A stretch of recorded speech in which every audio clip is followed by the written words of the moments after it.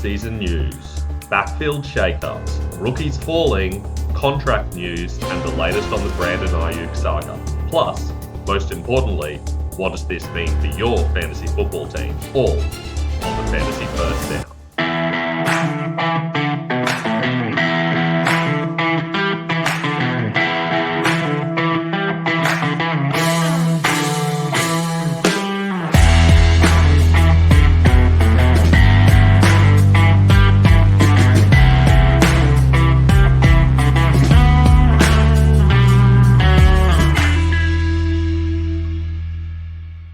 Welcome to the Fantasy First Down. I'm Ben Wasley. Happy 4th of July to those of you who celebrate.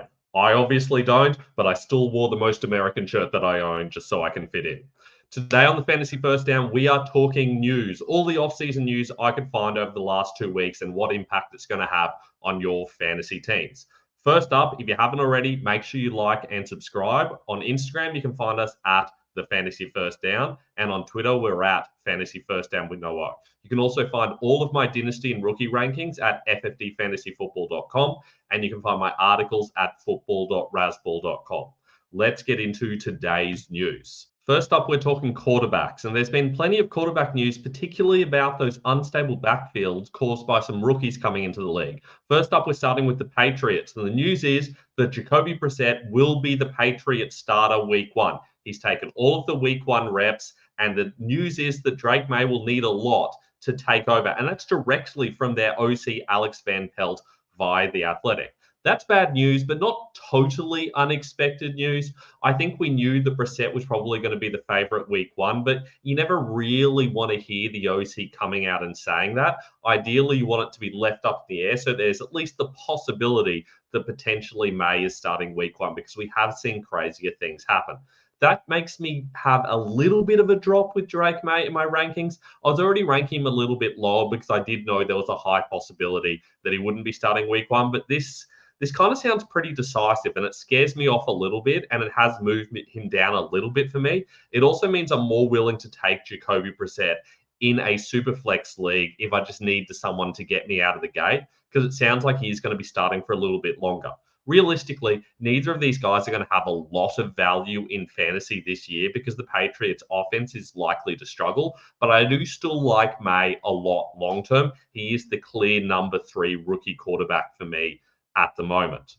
Another rookie who definitely won't start in week 1, maybe not at all in 2024, is JJ McCarthy. Now, to be fair, this is not coming directly from a coach, but we've already heard Kevin O'Connell say that JJ McCarthy is behind at the moment. Sam Darnold is the starter. And realistically, the more smoke we get from this fire, the more I'm getting a little bit scared off by McCarthy. I don't love McCarthy, the prospect, as it is. In isolation, I prefer Penix over McCarthy anyway, especially given the situation he's going into.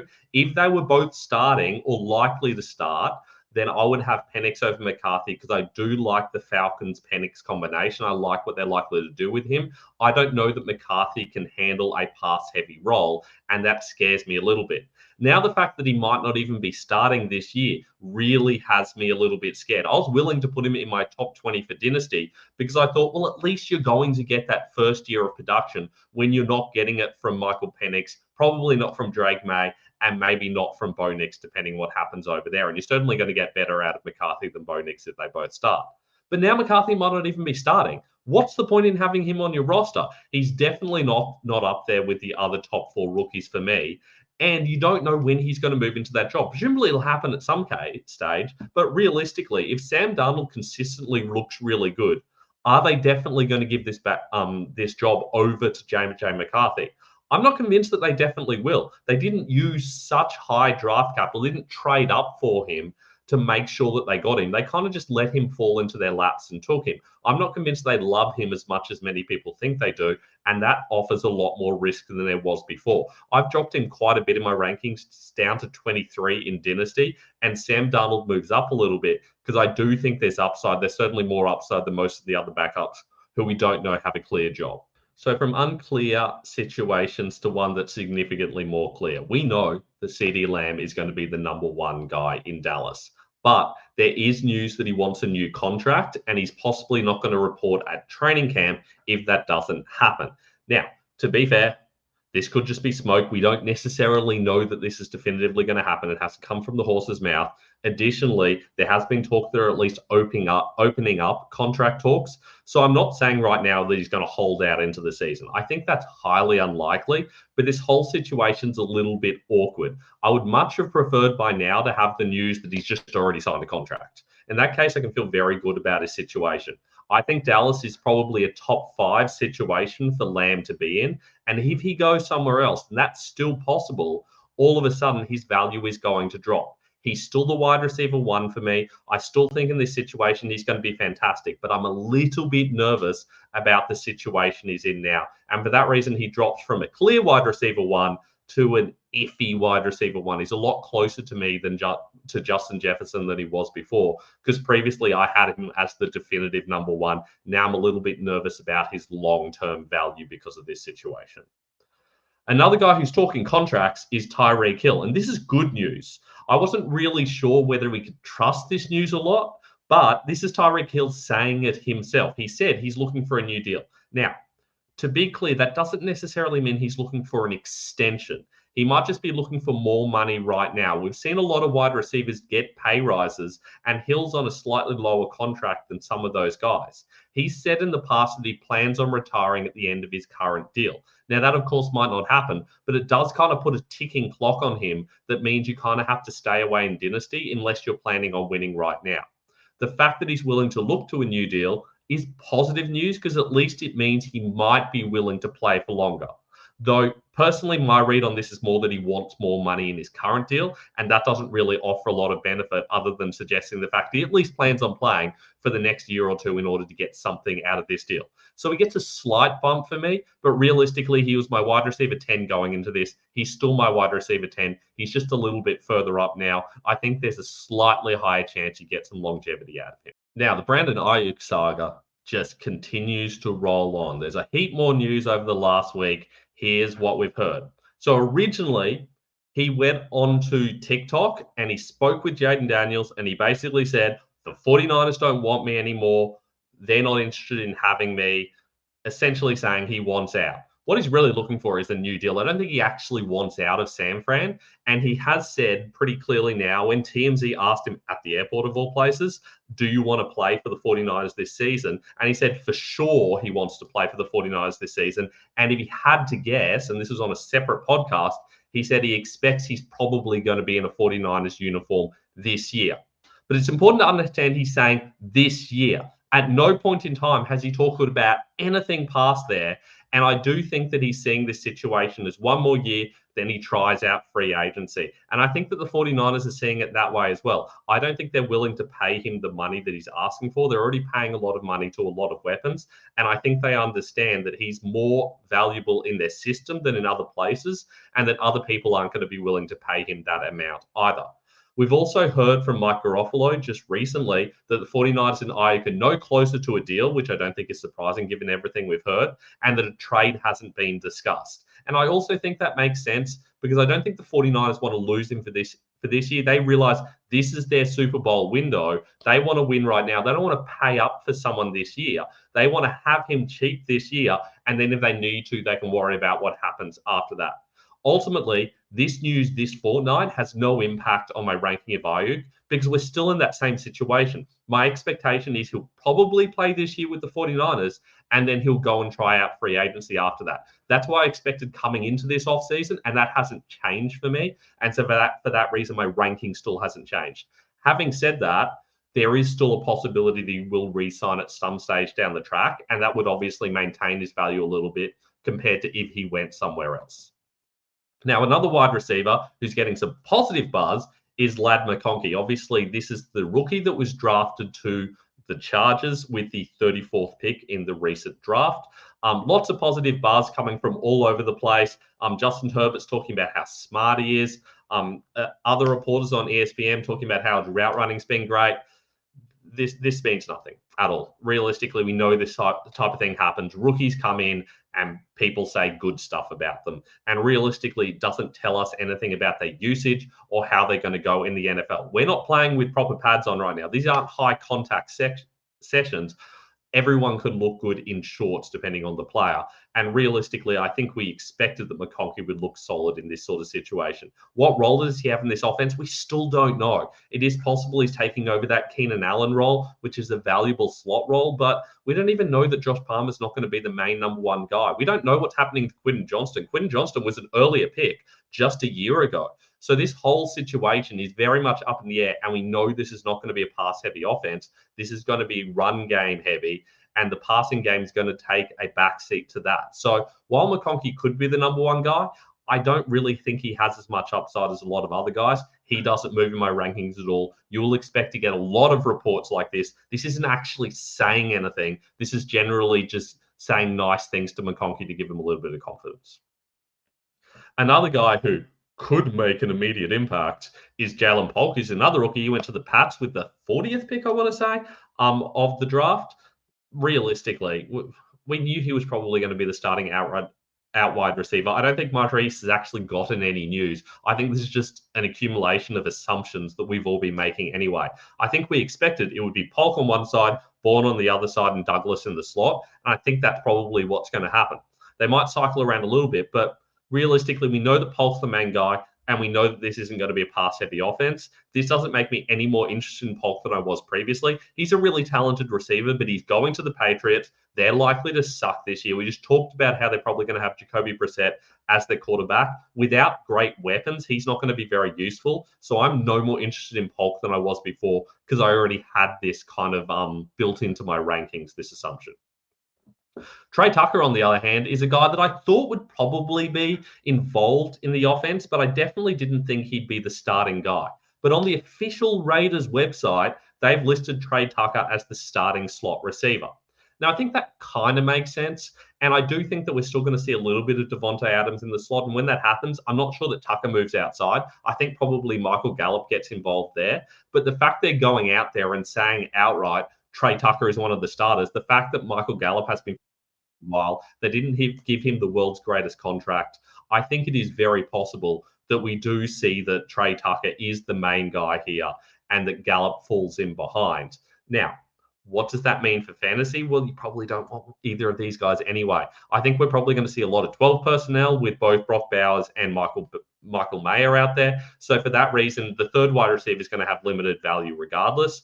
Is he going to have long-term value? Well, it might be a situation in the future where Trey Tucker is valuable to them, but I don't know. He's still below so many guys. He's outside my top 80 receivers. In most Dynasty leagues, he shouldn't be rostered. And I think Michael Gallup's droppable in pretty much every situation outside the very, very, very deep leagues. Now, another person who's pretty much droppable is Tyler Higbee. This is a guy who's 31 years old, wasn't great last year despite some really good opportunities, tore his ACL late in the season. We're talking January, so this year. And we know that he did it with his MCL. It wasn't clean. So for that reason, I think he probably could miss as much as the whole season. They're certainly talking about him starting the season on the PUP list. That's via Sean McVay from the official Rams website. So I think we'll find that Higbee's not going to be heavily involved initially. And when he comes back, are they just going to hand him that lead role back? I mean, traditionally when that's happened, firstly, hard to come back for an ACL in the first place, especially as a 30-plus-year-old. And even if he does come back, is he going to be able to take the starting job away from Colby Parkinson, presumably, who they gave a big contract to? Maybe Davis Allen is involved as well. I don't think so. For that reason, Higbee takes a dive in my rankings. I did not expect that it would take this long for him to get back. I thought that the PUP list was possible, but the fact that the team's coming out right and saying it, that's a little bit scary. All these pieces together are making me think that I was a little bit too bold on Higbee. He needs to drop down. There's just so little upside here, so much risk. And you're talking about a guy who's 31, so in Dynasty, you don't really want him on your roster anyway. Colby Parkinson gets a little bit of a bump. He kind of goes in that same range as like a Theo Johnson or a Daniel Bellinger, where you don't really know what their role is going to look like. I feel like we're going to have a bit of a committee situation, which is not typically what the Rams have done, but we do know that they're going to use a little bit of Davis Allen. I do think they like Davis Allen a little bit, but they don't trust him to be the starter. I'd expect to see a lot of 11 personnel, which means that one of their tight ends is going to be out there. And I think they probably mix it up again a bit, but Parkinson is the main guy. Do you want him in fantasy? Probably not, but there's at least a little bit of upside. We have seen him produce when given the opportunities. He's good in the red zone. He showed that with the Seahawks. So I do think it's possible that he has limited value in very deep leagues or potentially best ball leagues as a very late pick. Now, let's talk about the coaching staff. Brian Daboll will call the plays for the New York Giants, and that's fantastic news for the Giants. That's according to Jordan Renan, who has seen him actually calling plays during OTAs, and they've basically come out and said that this is going to be the case. That's great news. Daboll was really useful in getting the passing offense working for the Buffalo Bills. We saw what he could do with Josh Allen. I think that if he can get Daniel Jones and get anything like the production he got out of Josh Allen, that's going to be great news for Daniel Jones and great news for this offense as a whole. I don't even think that we're going to see a lot less production out of Devin Singletary. You'd think if they're running more, then that hurts Singletary. But I've got to be honest, I think potentially this offense in general improves, and that means that Singletary is able to be more efficient and more productive. And for that reason, it's fine for him. Great for Jones, really positive for Neighbors as well. So Daniel Jones gets a little bit of a bump for me. He would probably be ranked higher, but there's so much risk of him losing his job because even though I like what Daboll's doing here, realistically, it is reasonable to suggest the Giants might go and get a quarterback early next year. If the team struggles at all, if the team doesn't make the playoffs even, I think they'll probably be thinking new quarterback. So that hurts Daniel Jones's value a lot, but I do think he could be productive, especially in redraft this year. And I certainly think this helps Neighbors, who I already liked a lot, but you can't remove him much higher than the wide receiver 6 in Dynasty. Now, the Falcons have come out and said they're going to play faster. This is not a coaching change. This is just the wide receiver coach coming out and talking about their style of play. So he's basically saying they want more plays per game. And that's always good for the offense. Anytime the team is playing faster, that's generally going to help the offense. Now, it was a little bit vague in how he stated it because play faster could also mean literal speed in that they brought in Darnell Mooney and they've also brought in Rondale Moore, who are both real speed freaks. They're both under 4 seconds, I believe. So it could mean that we're going to see a lot more speed on the ground. But the way he kind of talked about it gave me the implication that it's play speed. I think that's probably going to give them a little bit of a boost. We also heard Drake London come out and said the ball's going to be in the air a lot more and that they're wanting quick feet, which is a little bit vague and not saying much at all. All of this is basically what I expected. I expected a far more pass-heavy offense. I thought Zach Robinson would come in and basically do what we're seeing from the Rams. And I think this is kind of mirroring that. So it hasn't affected my rankings at all. It's kind of confirming what I expected. It is positive that we're hearing these things. This is not a decisive call. This is basically just general coach speak that's essentially in the same realm of what we've heard already. So while they might pass the ball more, it's kind of what we're expecting. And if they don't, that's going to be more of an issue than anything else. Now let's talk about running backs. Kyle Shanahan has come out and said Christian McCaffrey needs to be protected from himself. And that's an easy thing to say, but realistically, when the game's on, we know that if they're in trouble, they're going to use McCaffrey anyway. They will happily run him into the ground. They want to use McCaffrey as much as possible. I do know that they're talking about protecting him by using the other guys more, but that's not why they brought in Isaac Guerrero. And realistically, I don't think they have the backups to get McCaffrey off the field unless they're in really positive situations or if they're in clear running down. So this hurts McCaffrey a little bit. You never want the coach to come in and say that the player is going to be used less. But we also heard that said about Travis Etienne last season. The coaches come out and said, we need to take a lot off his plate. We need more of a committee approach. We can't be running him down. And then he finishes the second running back in fantasy and ended up with significantly more touches than anyone expected. So at this stage of the season, it's easy to say you want to do that. But I think when the pads come on, I think when the games start, realistically, we're still going to see a whole lot of CMC. For that reason, this hurts him a little bit because it's not news we want to hear. But I think realistically, he's still going to be safe. Certainly, in redraft fantasy, he's still number one off the board for me in pretty much every situation. In Dynasty, he takes a little bit of a knock simply because his age is already giving him some risk. Now you have some extra risk. You don't want too much risk. Now, another elite player who's apparently going to have a McCaffrey-like impact is Saquon Barkley for the Eagles. That's according to several scouts. This was Jeremy Fowler on ESPN. He basically came on and just started talking about the Eagles in general. He said they're going to give Jalen Hurts multiple looks. They said they're going to try to use the tight ends more. They said that McCaffrey is going to have a big impact. I mean, This is just all talk, basically. He's trying to speculate on what will happen with Kellen Moore there. I'm not really buying any of this. I don't think this is informed by anything other than speculation. I think we already knew that Dallas Goedert was going to have some sort of role. I don't think the role is going to be significantly bigger. There's already enough weapons there. And we knew that Saquon Barkley was going to come out and be the starting running back. But they went into the draft saying, we want to get another running back. And then they drafted Will Shipley. They still got Kenneth Gainwell. That committee is still going to exist. They're not going to run Barkley into the ground like the 49ers do with McCaffrey. I don't see that happening. Plus, we know that Barkley has significantly more injury risk because of the type of injuries he's had and because of his style of play. So for that reason, I'm not really convinced that Barkley is worth anything more than he was before this news came out. I think this is general just speculation at this time of the season. I'm not moving anyone in my rankings because of this. According to Adam Grosbard, Sean McVay loves Kareem Williams, okay? And they see him as the starter with Blake Corum as the breather back. I mean, yeah. I think we kind of expected that. We know that Sean McVay loves Kareem Williams. We saw that last year. And we also know that he's worried about what will happen when Kareem Williams gets injured. I know that Blake Corum's going to be involved in some way, and I certainly know they're not going to give Kareem Williams 100% of the snaps. We expect Blake Corum to come in and be a breather back. They weren't having any breather back last season. They hardly used Ronnie Rivers or the other guys at all. Realistically, Kareem Williams is getting close to 100% snaps at times. I don't think this is news. I think this is what we expected to happen. I think we expected Corum to be the backup. I certainly did. I didn't think there was a good chance that Corum would actually take over. If you watch my recent late round running back video, you'll notice I had Corum ranked pretty high. And I still believe that he should be ranked high because I still think there's a reasonable injury chance here. I still think this offense is so high-powered that realistically, Corum could still be useful on bye weeks, even if he's the backup. But I still think that Kareem Williams is the clear starter. He's riskier than he was before Corum got drafted because they now actually have a viable backup, someone that could really impress and potentially take over. But we know they love Kareem Williams. This is something we expected. So for that reason, nobody moves in my rankings because of this. I wouldn't overreact to it if I were you. James Conner is another who's getting buzz. And this is a slightly more interesting one. This is on the same recording, in fact. This was on NFL on NBC. This is Johnny Venerable, who isn't exactly an insider realistically. This felt more like just speculation to me. Talking about James Conner seeing the bulk share of running back touches.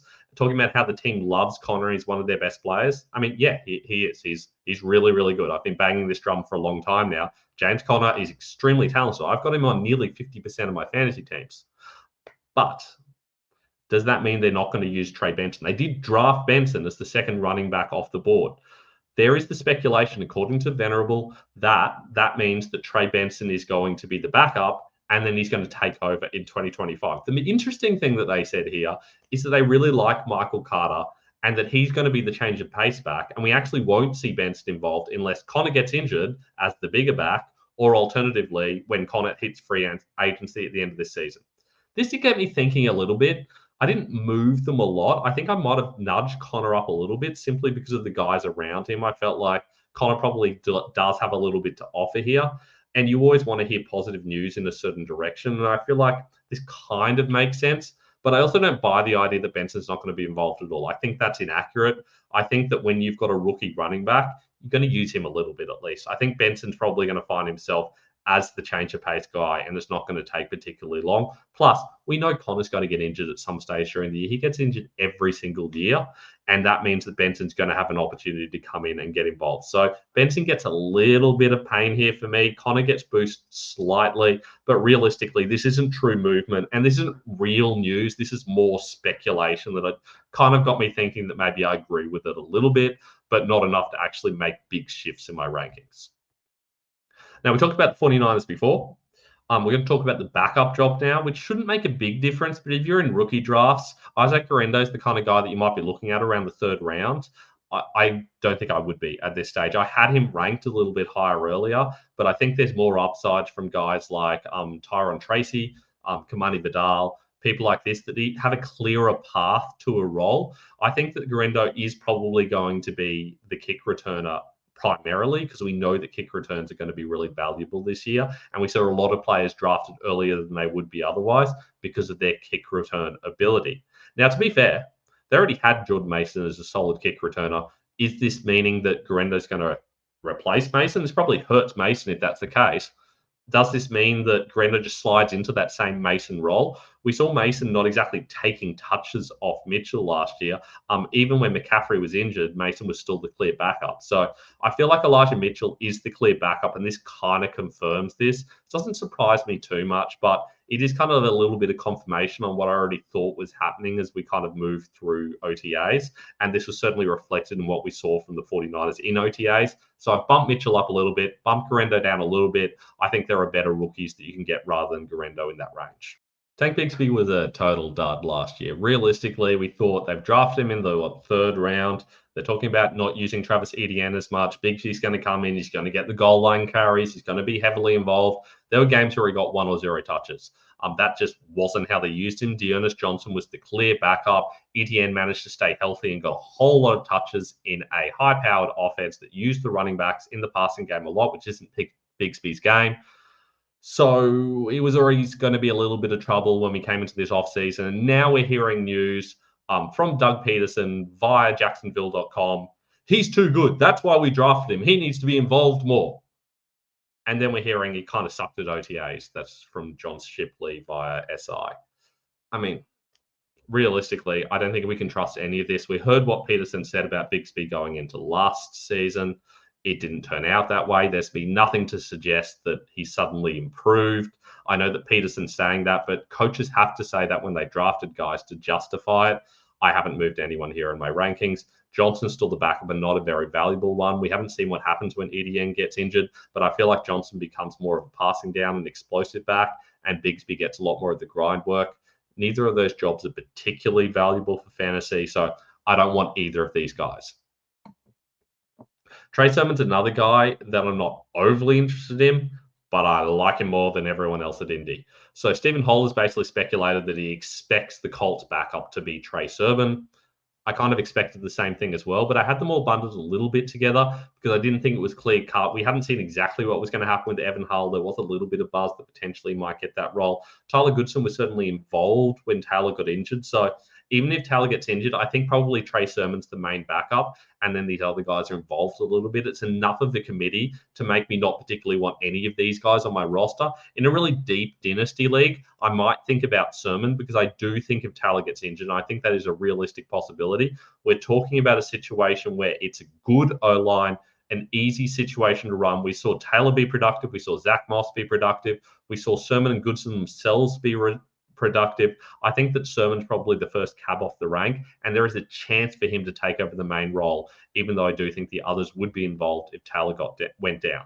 So Herman gets a slight bump for me because I think this at least needs to be noted. The other two go down a little bit, but even in that low range, they're really only moving 1 or 2 spots. This didn't really move the bar a lot for me at all. And that's all we've got for our off-season news. Thank you again for joining me. I will be back in the next few weeks to talk about more off-season news. I've also got a heap of other videos coming out. We're talking about upside quarterbacks. We're talking about late-round wide receivers. So there'll be a heap of videos coming out in the next week or two. If you haven't already, make sure you head over to rasball.com, where I do a whole heap of articles on a lot of this stuff, especially dynasty rankings. And they've also got a whole heap of tools over there that you can use to do some analysis yourself. I find them really useful, especially in season, but in preseason, they can be useful, especially in looking at what we expect from the depth charts and what touches we expect from players. If you haven't already, make sure you like and subscribe on YouTube. That really helps us out. You can also ask any questions you have either in the comments below, or you can message me on Instagram at the Fantasy First Down, or on Twitter at Fantasy First Down with no O. You can also check out my rankings at ffdfantasyfootball.com. And of course, all my articles are listed there as with other videos. I'll also be hopping on the World of Football podcast tomorrow to talk about more fantasy football and all things 4th of July, because I know about 4th of July. But other than that, make sure if you haven't already, if you've got drafts coming up, make sure you hit me up. I do personalized draft rankings, and I'm happy to help you out for a very small fee on making sure that you have rankings that are set up for your specific draft. If you watch my Dynasty startup video, you'll note that I talked about how important it is to understand making sure you have rankings catered to your specific league settings. If that's a little bit too much for you and a little bit overwhelming, I'm happy to do that work for you, and I can make it so that all you have to do is draft off a list. I'll do the hard work. You do the easy and fun stuff of actually drafting on the day. So feel free to email me at benwasley23@gmail.com or just message me on any of my social medias. I'm happy to help you out on that as well. Thank you very much for watching Off-Season News. I'll be back soon on the Fantasy First Down.